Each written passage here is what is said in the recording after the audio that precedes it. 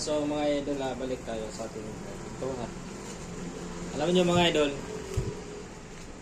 hindi ayaw ko na sana magkape. Yun nga lang, kung bakit gusto kong magkape kasi nasanay ako sa pagkakape. Nung nasa bukid pa kami mga idol, kahit ano kinakape namin, tanglad,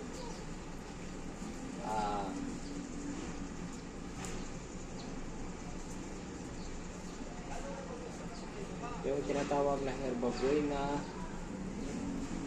yun mga idol, kinakape namin yan doon sa bukid. Mabango. Mabango naman. Pero dito naman sa dito sa syudad, kailangan talaga natin bumili ng kape talaga. Ngayon, para maiwasan natin yung mga bagay-bagay, haluan natin ng barley. So ayan mga idol.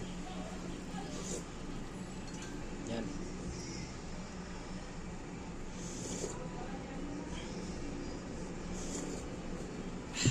So bye bye mga lods. See you the next video.